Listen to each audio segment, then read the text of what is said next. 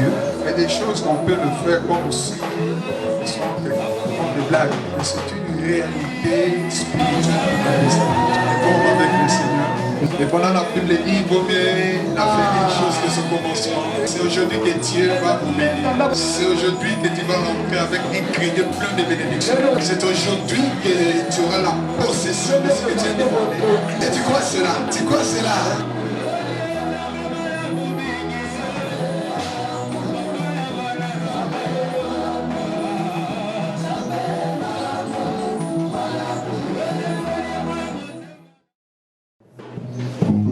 Amen.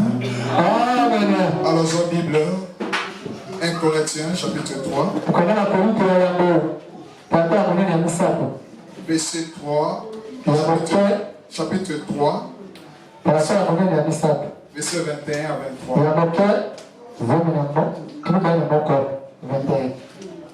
Est-ce que vous êtes prêts? Vous êtes prêts? On commence. Et personne donc ne mette sa gloire dans des hommes.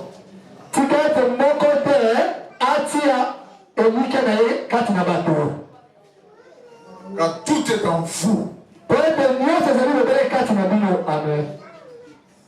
Soit Paul, soit Apollos, soit Céphas, soit les membres, soit la vie, soit la mort, soit les choses présentes, soit des choses à venir. Tout est en vous. Et vous êtes à Christ. Et Christ est en Dieu. Que Dieu bénisse sa parole. Alléluia. Amen. Amen. Amen. Je veux que vous donnez encore le fond d'acclamation au Saint-Esprit.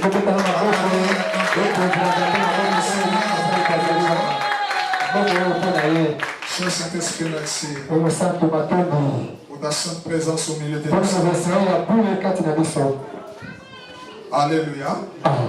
Les thèmes de ce matin, nous parlons quelque chose de merveilleux. Il peut changer ta façon de voir des choses pour cette année. Si vous comprenez bien cet enseignement, et ta vie va changer. Ta vie sera une vie de surnaturel. Ce sera une vie de miracle. On va dire comme si tu as touché quelque chose. Parce que tu as compris quelque chose. Et je parle ceci. Le thème c'est comment marcher et vivre dans l'esprit.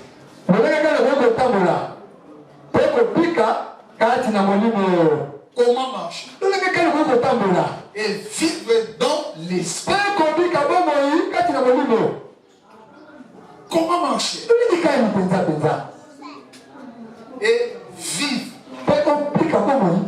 en esprit.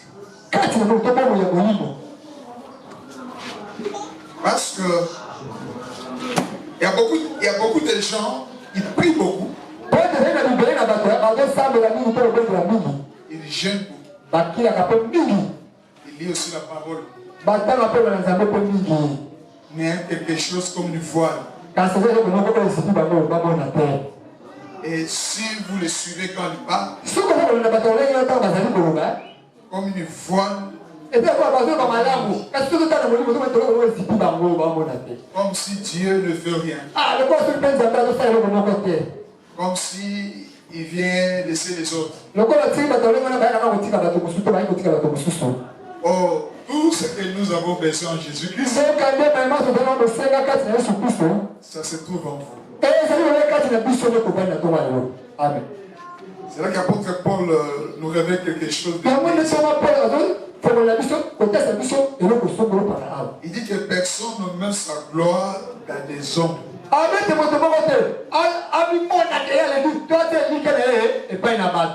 Ne mets jamais ta gloire dans un homme. Tout homme, c'est un instrument de Dieu. Si Dieu utilise quelqu'un, donnez gloire à Dieu. Cet homme-là, c'est un instrument. Amen. Si tu demandes quelqu'un, te donne quelque chose,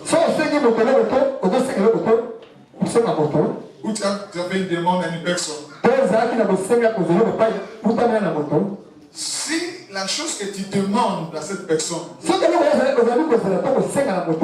si Dieu a mis à travers cette personne-là que la personne a pu te donner la chose, tu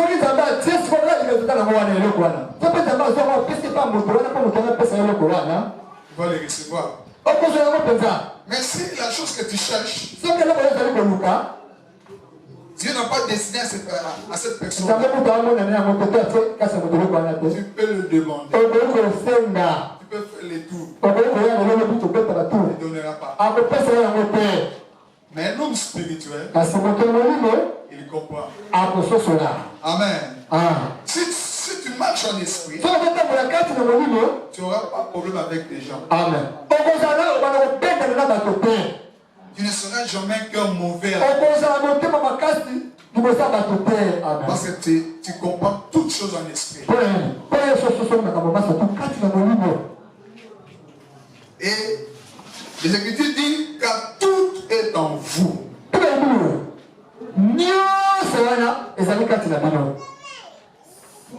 Donc ne mettez pas ta gloire à un homme, mais parce qu'il dit tout est en vous. Ça veut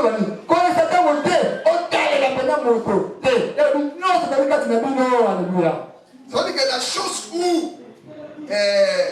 tu as vu la gloire de Dieu à travers la personne dans ta vie, sache que la chose là, ça se trouve en vous, c'est manifesté à travers la personne.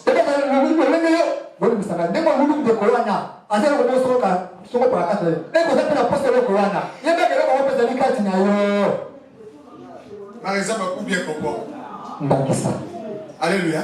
Amen. Osoluka Musala. Oluka. Pas la boy. Comment dit qu'on va kala? Oye, pas la naïta gozano na quartier. Quand on dit, oh, mais pas de gagner, ah, n'yaka Oluka Musala, mais oh, oye, oh, mais quand ça gagne na mon côté. Pesa. Magambreke na côté. Pourquoi n'est-ce pas? Alléluia. Amen. Donc ça veut dire que toi, tu vois, mon doigt, un homme spirituel voit Dieu au moment opportun. Il a placé la personne pour que gloire reste à l'uni. C'est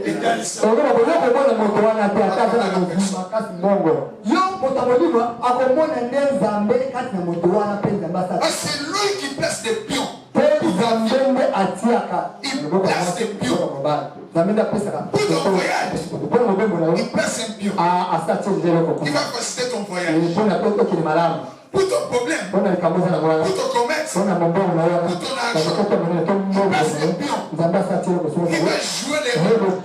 Il déclenche le miracle. Mais le mettre en scène, c'est Dieu. Amen. C'est pour cela dans les versets de Dieu dit qu'il soit Paul, qu'il soit Apollos, qu'il soit Céphas, qu'il soit les membres, soit la vie, la mort, soit les choses présentes, les choses à venir. Tout est en vous. À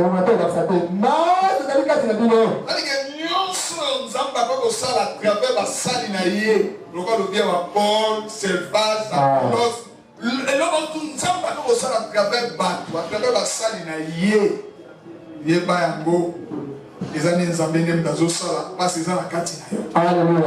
Amen.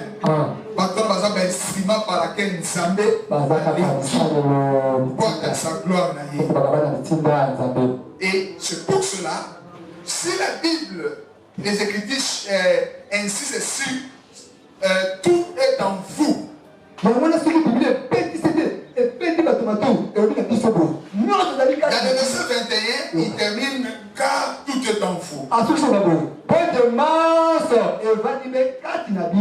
Dans le verset 23, il commence, tout est en vous. Vous êtes en Christ. Et Christ est en Dieu. C'est pour cela que je voulais parler de toi. Pour comprendre que toutes choses que tu cherches se trouvent en vous. Mais comment tu peux le voir? Comment tu peux marcher cette année pour toucher ce que tu veux à Dieu? Comment tu peux voir le miracle pour ton problème, pour ton maladie, pour votre situation, pour les temps que tu es en train de passer, pour ton travail? Amen. Tout est en vous. Mais comment tu peux le déclencher?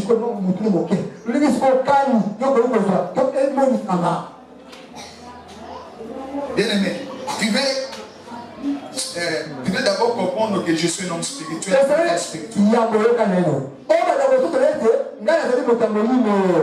Parce que la Bible dit, si quelqu'un est à Christ, il est une nouvelle créature. Les choses anciennes. Quelles sont les choses anciennes? Comment tu regardais selon la chaîne? Tu marchais selon la chaîne. Tu voyais selon la chaîne. Et toutes ces choses-là sont restées derrière toi, sont le passé. Et comme maintenant, tu es en Christ, tu as reçu Jésus comme Seigneur et Sauveur. Vous êtes né. Vous êtes né de nouveau. Vous êtes une femme spirituelle. Vous êtes un homme spirituel. Parce que vous êtes né en esprit. Alléluia. Amen. Et Jésus avait dit à Nicodème, celui qui est né de la chair est chair. Celui qui est né de la chair est chair. Mais celui qui est né de l'esprit est esprit. Parce qu'il y a des hommes et des femmes spirituels ici. Il y a des hommes et des femmes spirituels. Je continue à demander encore. Il y a des hommes et des femmes spirituelles. Il y a des femmes et des hommes spirituels. Seigneur, donc écrit. Les hommes spirituels. Les femmes spirituelles. Quand vous êtes des femmes et des hommes spirituels, ne voyez pas des choses selon la chair. Maintenant, voyez des choses en esprit. C'est là le problème. Voyez maintenant les choses en esprit. Comment tu peux voir les choses en esprit? Si tu ne crois pas, si tu crois à la parole de Dieu, parce que Jésus a dit, si vous demeurez dans ma parole, vous êtes vraiment mes disciples. Vous connaissez la vérité. Et la vérité vous appartient. Vous connaissez la vérité. Quelle vérité? Le vérité qui est derrière les Écritures. Des choses spirituelles. Amen. Oh, la Bible dit encore, la foi vient de ce qu'on attend. Ce qu'on attend vient de la parole de Dieu. Quand vous demeurez dans la parole, votre foi est liée à cause de la parole. Parce que Dieu ne ment pas. Amen. Dieu ne ment pas. Ce qu'il a dit, il accomplira. Il accomplira. Et un homme spirituel, c'est celui qui a la foi. La foi à travers la parole de Dieu. Il croit à la parole de Dieu. Il croit que la parole de Dieu, c'est mon alliance. Il croit à la parole. Ce que Dieu a dit, il accomplira. Ce qu'il a dit dans sa parole, il accomplira dans ma vie. Il accomplira. ma santé. Il accomplira pour mon travail. Il accomplira pour mes projets. Nous sommes au début de cette année. En 2024, un homme de foi, une femme qui vit dans la foi, il ne regarde pas comme tout le monde. Il ne voit pas comme tout le monde. C'est là le problème. Comment marcher et vivre en esprit? Comment marcher? Ce sont des hommes et des femmes de foi qui marchent avec Dieu. Comme ils marchent avec Dieu, il vit en esprit. Un homme spirituel qui marche en esprit. Il n'y a pas de limite chez lui. Les choses sont impossibles sur la terre. Mais un homme spirituel, une femme spirituelle, tout est possible. Amen. Il croit. Même s'il est myriste, Dieu est capable d'ouvrir les chemins ici. Et je sors. C'est magie, tout ça. Mais un homme de foi, une femme de foi, il croit tout ce qu'il écrit dans les Écritures. Parce qu'il marche par la foi. Et il vit dans cet esprit qui est dans les Écritures. Il y a la possibilité de démontrer cette parole et les rendre visibles. Parce que la Bible dit la foi, c'est une démonstration. Les seuls qu'on ne voit pas. Les choses qu'on ne voit pas. Les choses qui sont spirituelles. Les choses qui sont spirituelles. Là où tu vis. Là où Dieu est là. Là où tout est possible. Il n'y a pas la pauvreté. Il n'y a pas de maladie. Il n'y a pas de difficultés. Tout est possible. Tout c'est tout. Les femmes stériles peuvent épouser les enfants.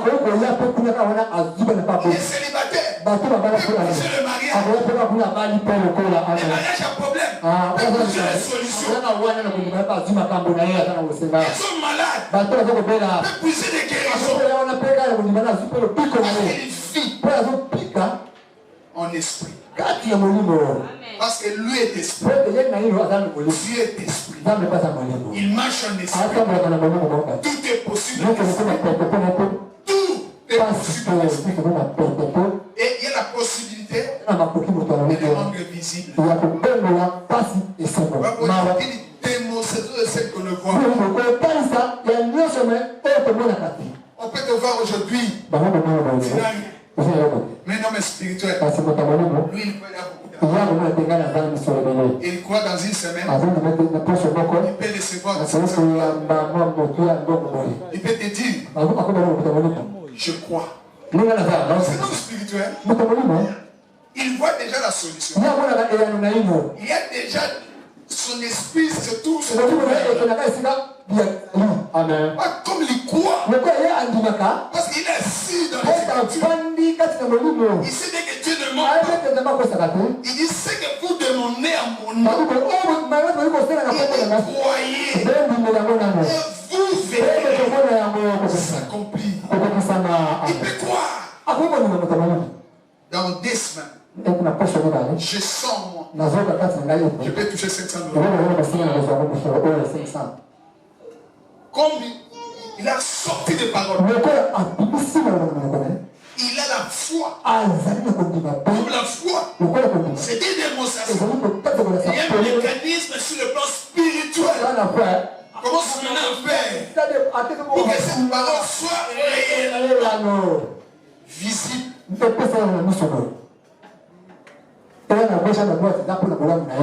On prend exemple de Moïse. Moïse, avec les enfants d'Israël, ils sont là devant ils sont là devant et il y a la mer rouge. Il regarde derrière. Il voit Pharaon avec son arme. Voilà les gens qui n'ont pas, qui vivent selon le jeu naturel. S'il y a un problème, au lieu de recourir aux yeux spirituels pour trouver les solutions, et commencer maintenant à pleurer. Ils ont peur. Parce qu'ils voient le Pharaon et son armée. Ils ont déjà le pensée à être au Koufi Nabiso.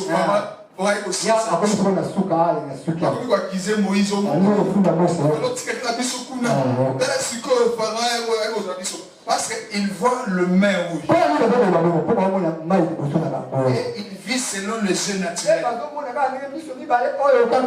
Il y a beaucoup de chrétiens qui vivent comme ça, avec le jeu naturel. Tu vois l'an 2024, tu regardes l'an 2024 dans quels yeux?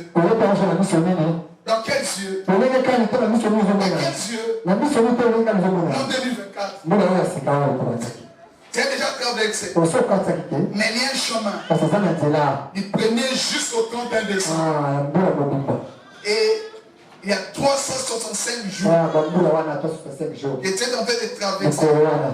À partir du premier jour, deuxième jour, troisième jour, jusqu'au 365 jours. Pendant 12 mois. C'est une marche. Il était en train de marcher. Mais dans quels yeux? Dans quels yeux que tu as commencé cette année? Les enfants d'Israël, ils ont regardé dans les yeux naturels. Ils ont vu Pharaon avec son armée et ses épées. Ils ont déjà vu la mort. Regarde l'attitude de Moïse. Moïse regarde. Calmez-vous, calmez-vous.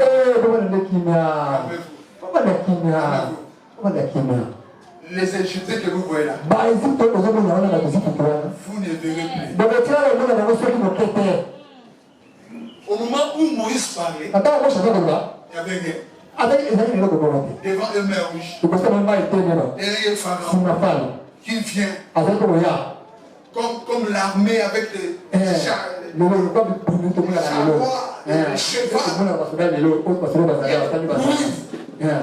Comme les soldats qui viennent dans la guerre. Le cri de peur. Des hommes comme ça à pleurer de femmes.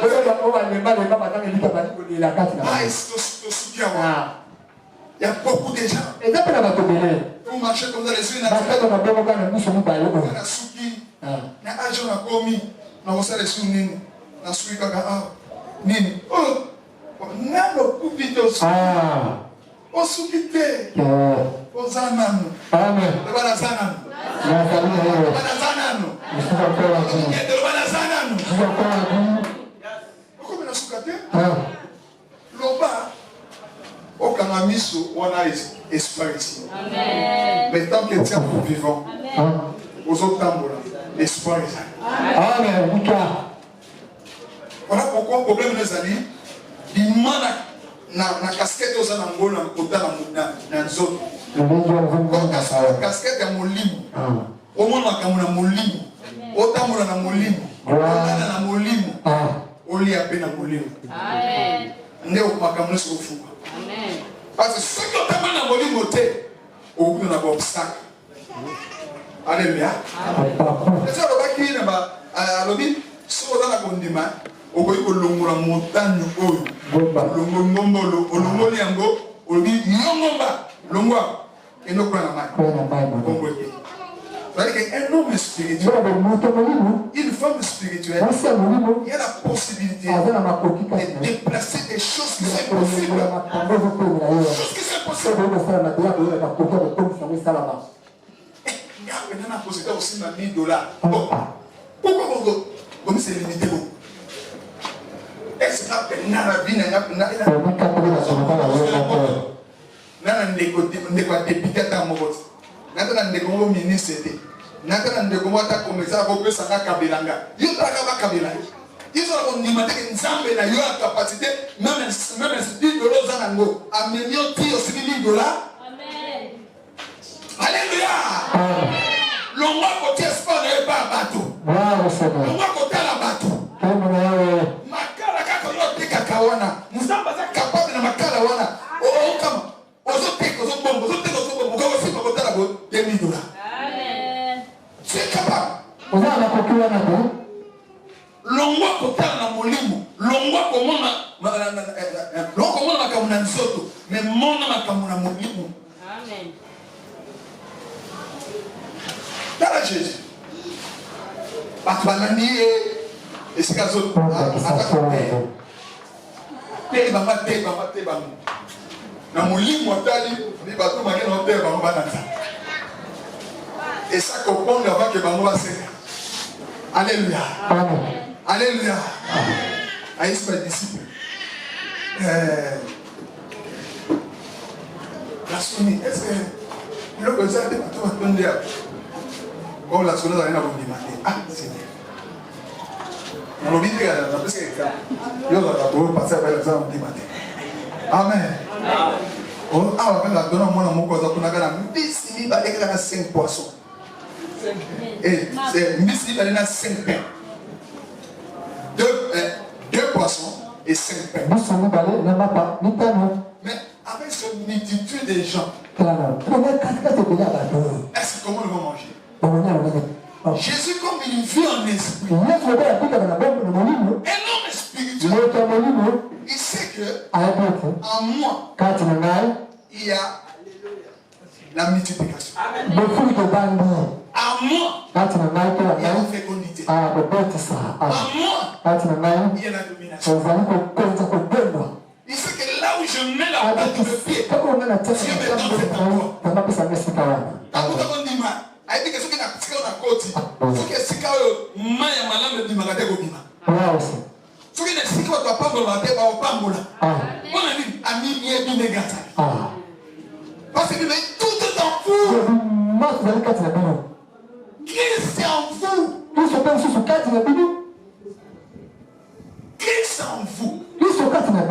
Espérant de la gloire. Tout ce que vous avez besoin. Ça se trouve en vous. Parce que Christ est en vous. Maintenant, Christ a Dieu. Quel est tes yeux spirituels? Quels sont tes yeux? Tu regardes quoi? Alléluia. Amen. Et Jésus a dit, amenez-moi ce pain ici. Avec ce poisson. Et il a pris. Il n'a pas demandé. Il commençait à dire, papa. Papa. Multipliez ma parole. Multipliez ma parole. Pourquoi tu vas dire non? Parce que ami Minengaza. Est-ce que vous avez compris? Ami Minengaza. Il veut dire avant des examens d'action de. Comment va te faire comprendre l'action de grâce? Pour vous comprendre le mystère de l'action de grâce, à comment on a capté au fou. Multiplication. Parce qu'il comprend. Et là, on est dans la 4. Jésus a rendu ces mêmes actions de grâce. Il a dit, allez, bon, donnez-leur à manger. Et ils ont mangé. Il essaie aussi. Parce que Jésus vivait en esprit. Il marchait en esprit. Il voit des choses en esprit. Amen. Là où il n'y a pas de solution, Jésus croyait la solution là. Rien que sa présence. Rien que sa présence.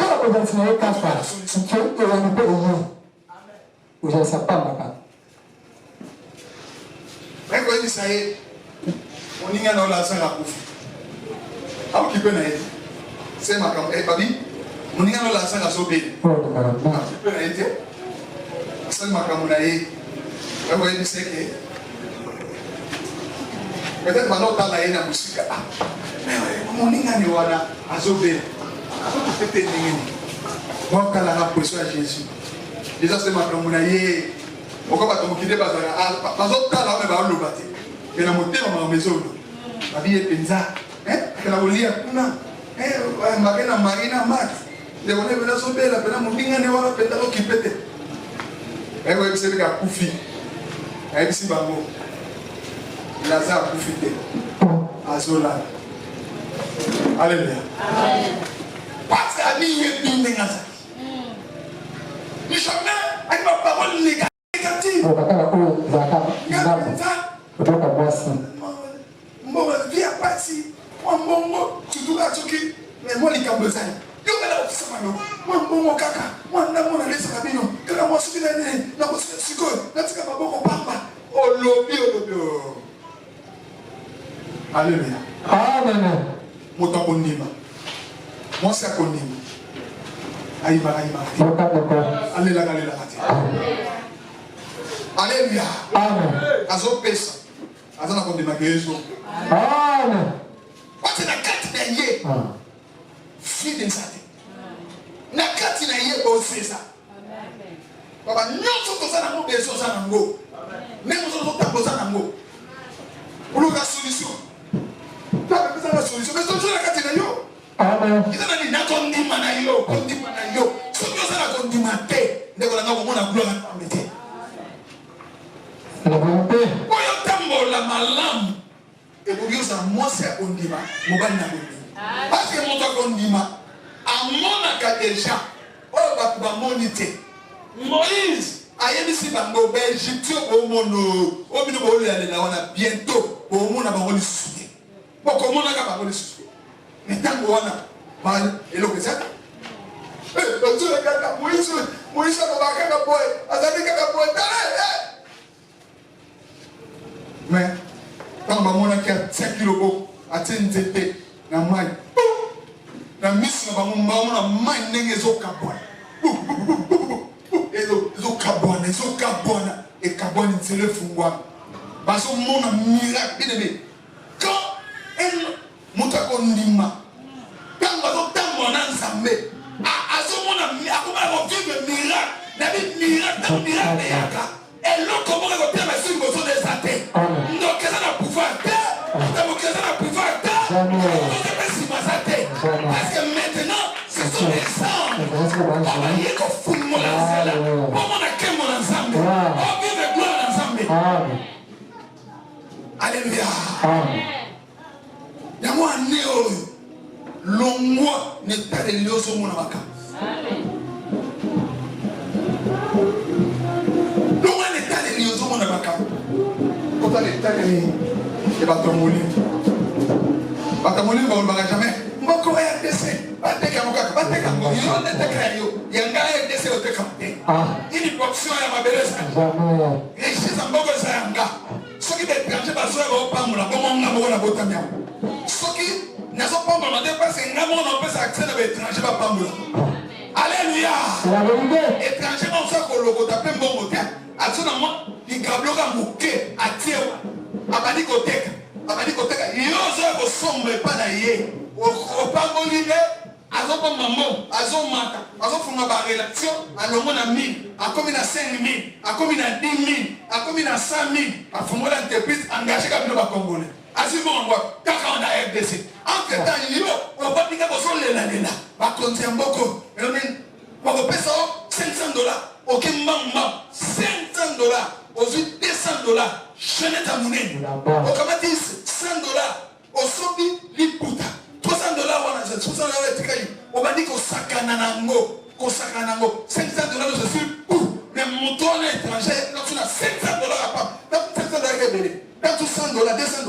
Abandi qu'au terre à maille. Abandi qu'au Sakamisa à papa. Azo économiser. L'homme a commis un fond. Abandi qu'au travailler à quoi. Akandi mon thème. Andina dans la pantalon moko. Andimi à la chemise moko. Andimi à la serre. À travailler. À fructifier. Maman Zali Nango. Parce que ça n'a pas de ma capacité à Sanango. N'est Namboko. N'est pas mon opportunité à commettre ses amis. Liberté à commettre ses amis. Alors dit, ah, non, récit. Mais Mais yo moko fani na mboko. Ozo sakana. Ba kongole ba aussi ma mbongo. Mais kolata. Masanga. FIFA. Susu ba na mbongo ke. Ngoba. Et on a sonda. Et t'avais. Il a tout fait une boule. Il a tout cassé mon bimba.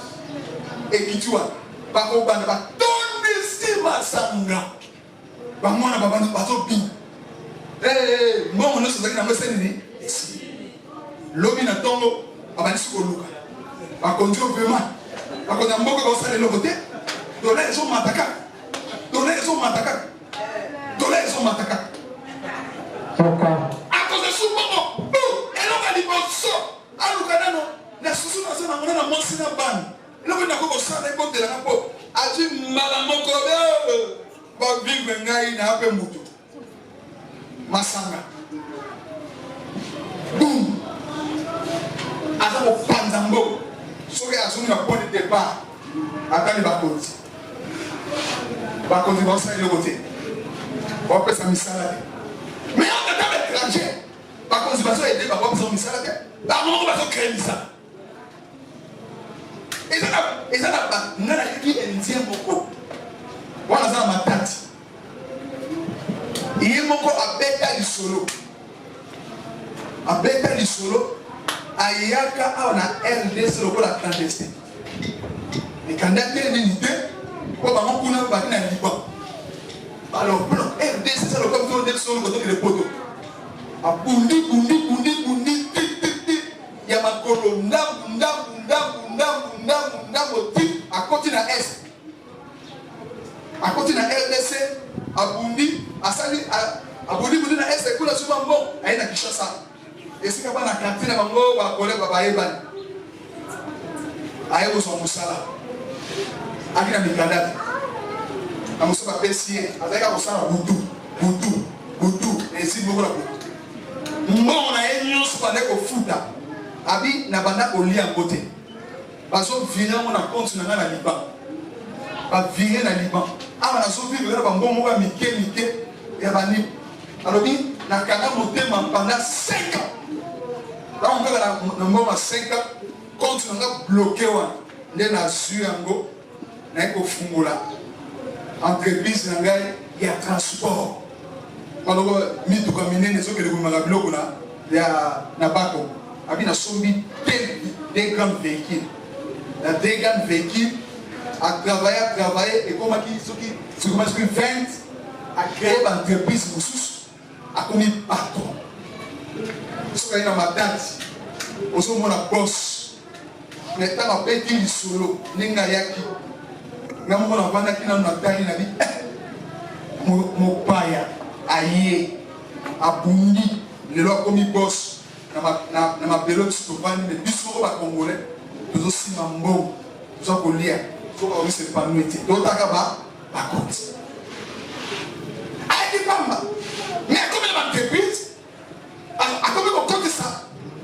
La taxe à l'État congolais, à combien de partenaires à l'État? Parce que l'État a récupéré ma taxe, engagé les Congolais. La détermination en image qui a souffert. Voilà pourquoi on fait de cette année. Moi, dans l'ensemble, nous sommes tous dans la condiment. À quoi échouer? Alors bien à quoi échouer? Mais on continue, quand on a détermination. Nous sommes dans notre poste et ça n'a qu'à tenir.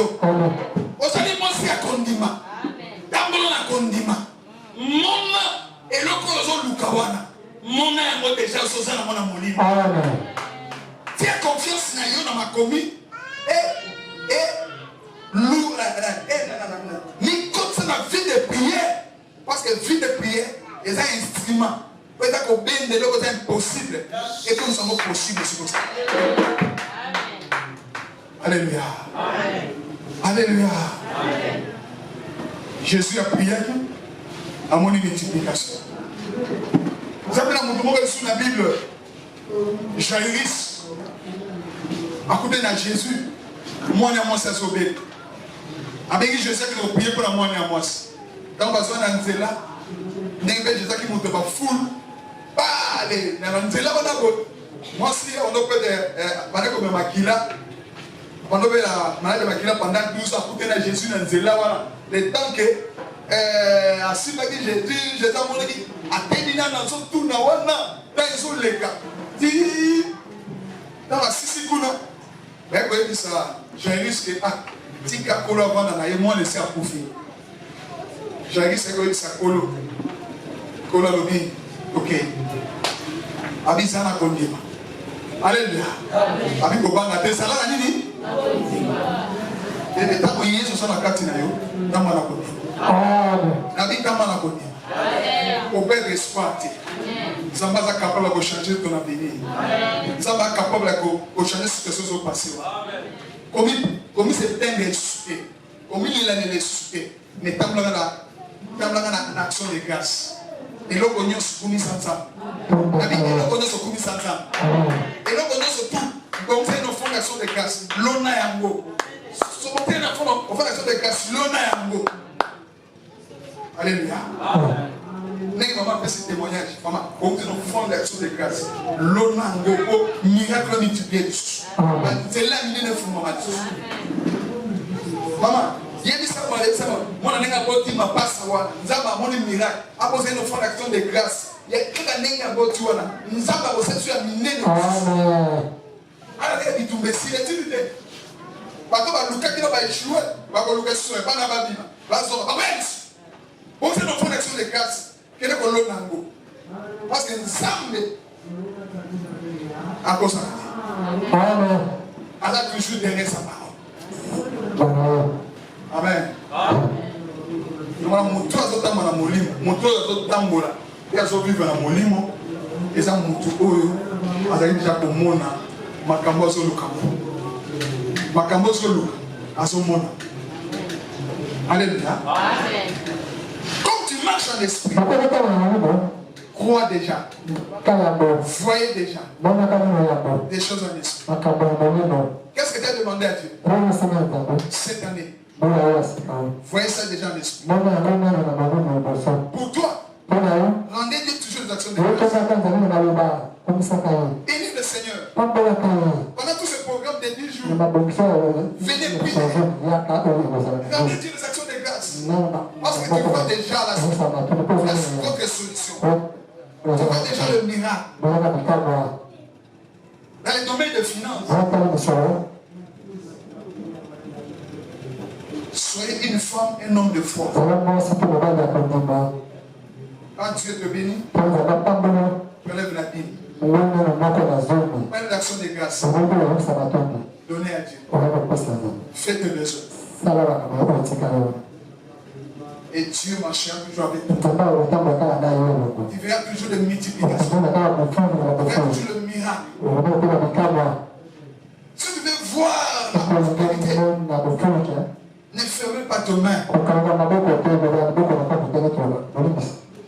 Na domaine moko kanga maboko mona. Longola la miso ke na tane lokote. Longola. Longola mona mutuna. Na ngotsa lokoko na. Lobana Congo na Yesu. Au nom de Jésus. Lobana Congo na Yesu. Au nom de Jésus. Nazo déclare. Je déclare. Nazo déclarer. Je déclare. Iyo mutuna ngai. Toi ma tête. Nazo yebisa yo. Je te dis. Ngai shano benzenga ma. Moi je t'aime. Na toujours des locaux. J'ai toujours quelque chose. Eza na kati na nga. Ata na maboko na simbi yango te. Ina molimo na zana ngo. Eh ona osimba ngo. Je le touche. Eh okokisama. Et ça s'accomplit. Comme na Yesu. Nom de Jésus. Na molimo. En esprit. Ezala ndoki. Ça soit le Seigneur. Le magicien. Ana pouvoir te. Quel pouvoir. Tema liboso na nga. C'est connu de base. Ezala kati na nga. Parce que c'est lui qui est le plus puissant. Le plus puissant. Likolo banguya nyoso. Yamona zala kondima. Que domination. Multiplication. Fécondité. Et je prends mon ami. Ah, marche avec moi. L'année nous 24. La combo na Yesu. Et tu laisses ma beaucoup maintenant. Amen. Yamona zo clôturer pour te dire. Je clôture pour te dire. Un homme spirituel une femme spirituelle. Moi, si tu es maman de l'île, Voilà ce que dit les Écritures dans 1 Corinthiens chapitre 3. Il dit ceci.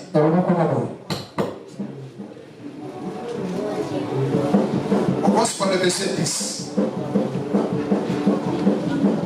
On commence par le verset 9. Mais comme il est écrit, ce sont des choses que l'un n'a point vues. Les choses que tu vois en esprit cette année. Tu vois quoi? Je te pose la question. Sois attentif, c'est clôture ici. Sois attentif, tu vois quoi? Nous sommes encore au début. Qu'est-ce que tu vois cette année? Qu'est-ce que tu vois? Le travail? Le voyage? Qu'est-ce que tu vois? Une grande somme d'argent? Faire un voyage à Dubaï? En Chine? Qu'est-ce que tu vois? Devant une capitale de 100 000 $. Capitale de 1 000 $. Qu'est-ce que tu vois? Le mariage? Qu'est-ce que tu vois? Le voyage, les enfants? Et tes enfants voyagent. Aller en Europe? En Amérique? Qu'est-ce que tu vois? Monter à grade? Qu'est-ce que tu vois?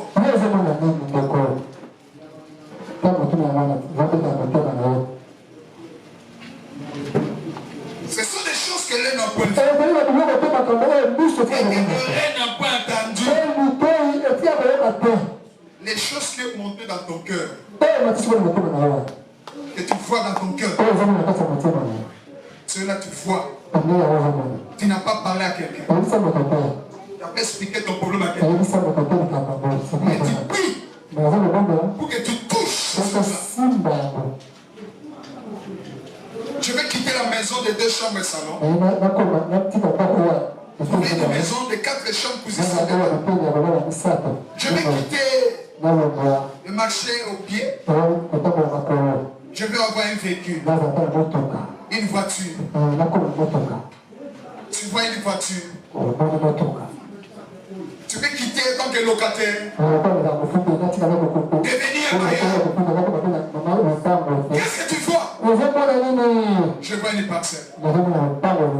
Qu'est-ce que tu vois? Je vois le billet. Je vois comment je monte un avion. Et comment je dis autrefois à ma famille. Qu'est-ce que tu vois? Je vois un voile. Le jour des dots. Je vois le jour des dots. Je vois le séjour-là au culte. Comment le pasteur nous bénit. Je vois comment mon mari prononce le feu devant les gens. Et moi aussi, j'ai réplique me fait devant mon mari. Qu'est-ce que tu vois? Je vois cette année, j'ai un diplôme de 70%. Qu'est-ce que je vois? Je vois, je commence mes études supérieures. Celui qui voit, il ne voit pas les obstacles. Il voit l'accomplissement. Parce qu'il y a un esprit. Un esprit. Il faut voir. Alors il faut voir. J'insiste, il faut voir. J'insiste encore, il faut voir. Il faut quoi? C'est pour cela que tu pries beaucoup. Parce que tu n'as rien vu. Comment Dieu va te répondre? Tu pries parce que tu vois. Tu es en train de prier pour que la chose, une démonstration, et les gens le voient l'accomplissement. Et vivent l'accomplissement. Et c'est surtout que tu as ma boule. Donc, on a la voiture, on a mon parce que on a la voiture. Et là, tu commences à me les sous. On semble c'est les gars. D'accord, on semble c'est nini. Et c'est on a makambo. La solution. Et donc on dit aux hommes. On va aller. Voilà, un véritable King Kong. On dit que la tombe au bandit. Nedi. Voilà vite idée. On peut faire la gueule. Nedi. D'Amazon. On te sert d'Amazon pour faire la gueule. Avec Tiango. Tom Meliti nae. Abini. Moi dame. Moi ma solo na coin. Papa ici basangani. Moi 3 ou 4 personnes basangani ma boule. Parce que bagandi ma fufu na bango. Bali ensemble. Avec ma wera.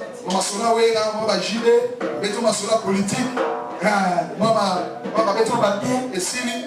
Moi 15 17 avec tout. Ah voilà vite. Là voilà vite. Non. Si on va pas dire télé à damé avant de n'andako. On chante ba chaîne na boudou yawana atandini toko na ina salon alande na tongo pe na muki finengwa na mutu na ye azo penser lo ina ekozala azo mona balambele fufu azo mona ba parents bazali ba osala nyos yesa komi na âge ya 25 ans alors que les 30 ans ba osala les nyos alors que nyos tu ba osabela kaye papa ta mission aussi déjà diplôme soit une possibilité pour ça de la étude supérieure mais au côté de Luka bunda kakao on dit alors la soirée à poto n'eboye ça va mettre la soirée à Paris comment ça comment on appelle imana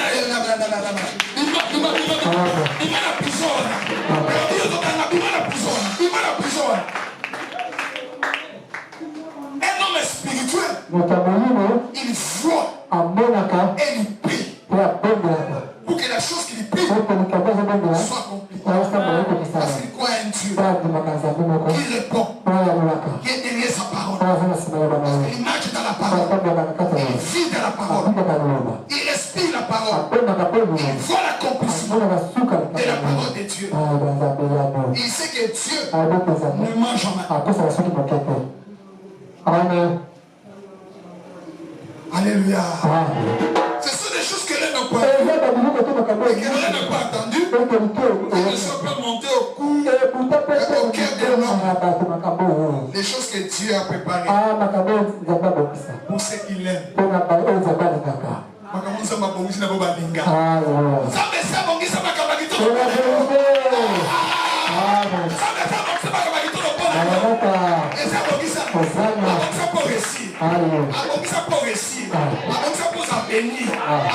Toutes les possibilités, à partir de blocage, à sa possibilité de sauver. Un homme spirituel, il ne voit pas le obstacle, il ne voit pas les gens, il voit Dieu. Si Dieu est devant lui, il va écraser yo. Parce que ce tango là, n'ensemble on va bouger là pour l'ensemble d'été. Soso kunisa kutana nzambe okufa. Au moment comme un magicien. Comme ça na onyoso ko bima polele. Et contraire. Suna kutoza na nzambe pour que nzambe na ye apambola yo. Aussi ma mienne. Pas des atana ye. Des atana ye. Alléluia. Alléluia église. Il dit Dieu les a révélés par les cieux. Ce qu'il faut là, ça les a molli à révéler. Molli mon c'est continue à causer un zambe. Et mon idée à nous, nous avons dit pas moranga. À nous, nous avons dit fait quitter un moko. À nous, nous avons dit ça n'a pas comme milène. À nous, nous avons dit qu'on s'en a la coupe. À nous, nous avons qu'on s'en aille. Ok, la reprise de Ata mon ensemble. Bon, Zamba Robela qui est. Tiens Libaya, à Tiens Libaya, encore qui s'en va. Alléluia. Ah. La monteuse, elle a ainsi dit le Seigneur. La catholique. Ah, comment le Seigneur. Au moment où on a eu les lois, on est là. Alors, quand on va colomer lobby, au moment où on est là. Au final, il est là. Mélodie au Bétélémabo. Amen. Lesquels des hommes ne fait connaître les choses de l'homme? Si ce n'est l'esprit de l'homme qui est en lui, de même, personne ne connaît les choses de Dieu. Si ce n'est l'esprit de Dieu. Mon lit, mon ensemble est dans la carte. Et ça permet de trouver comme un camonza, mais il y a ça la vie. Ça permet de trouver comme un camonza, mais il y a ça la balle. Alléluia. Maman, mon lit, mon roi, parce que pas dans l'anglais, pas mon sur le bal. Moi, dans l'anglais, mon côté, pas au CP. Moi, dans l'anglais, mon côté, à quoi échouer.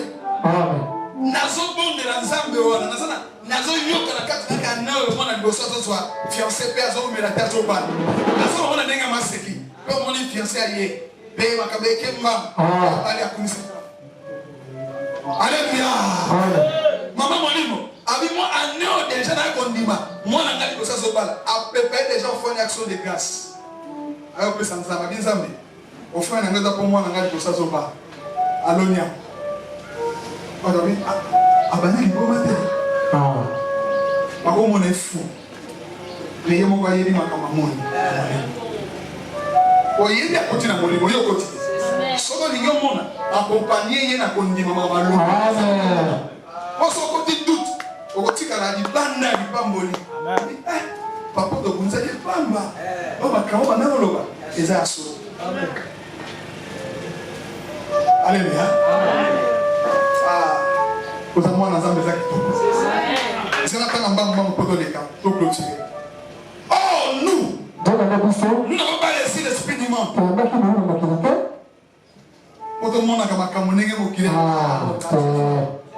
Mais l'esprit qui vient de Dieu. Vous n'avez pas reçu l'esprit du monde.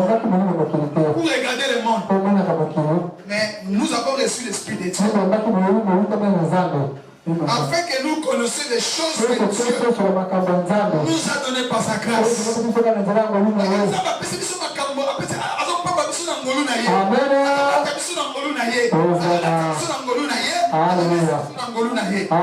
Alléluia.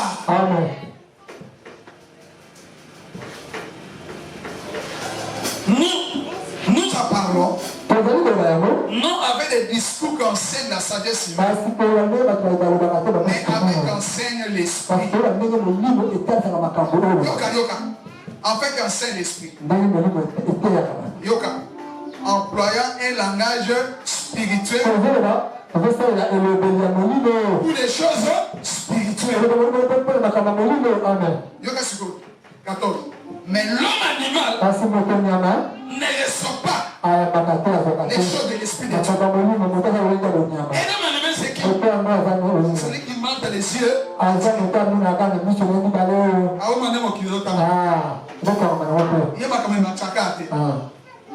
Alléluia.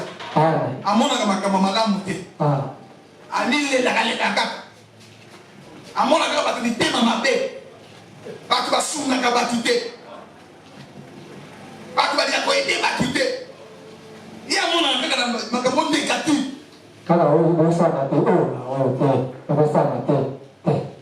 Mais un homme animal ne reçoit pas des choses de l'esprit. Quand elles sont une folie pour lui. Il ne peut connaître.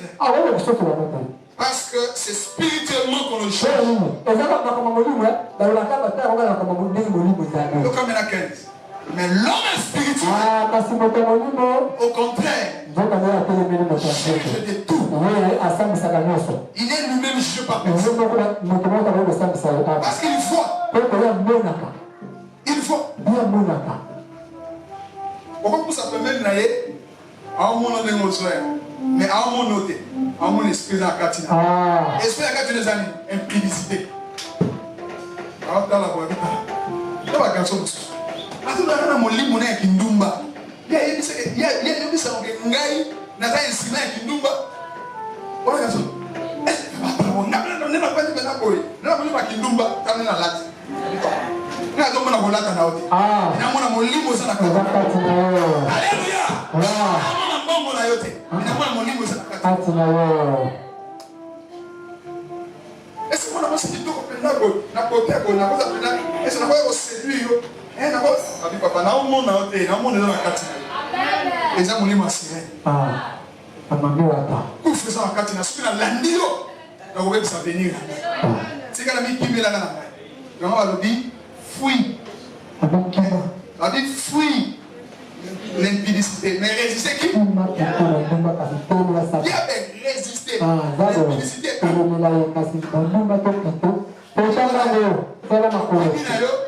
battre la venir.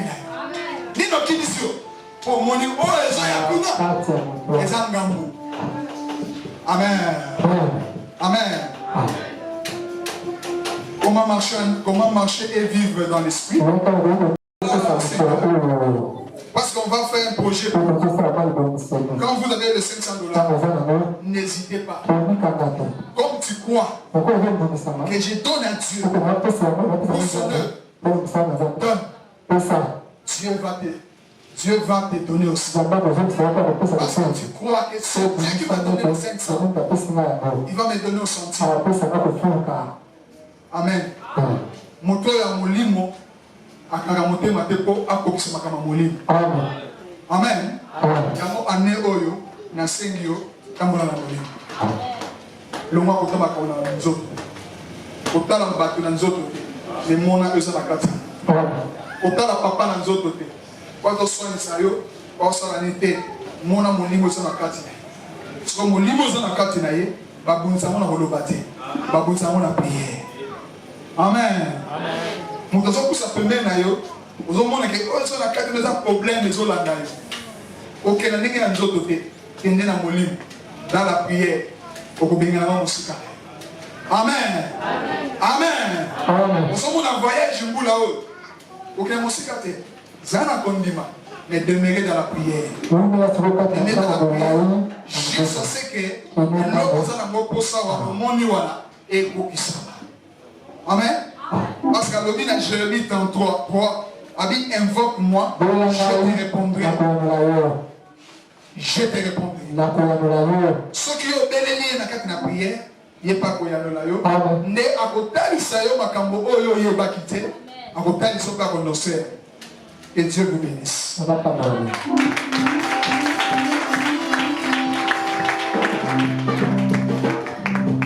On se mettre debout.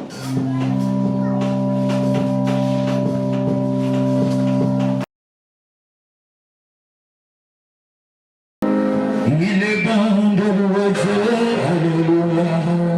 Il est bon de louer Dieu. Il est bon de louer Dieu, alléluia. Oh, il est bon de célébrer.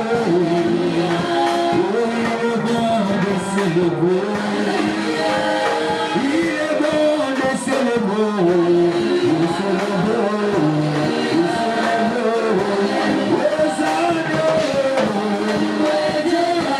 Oh,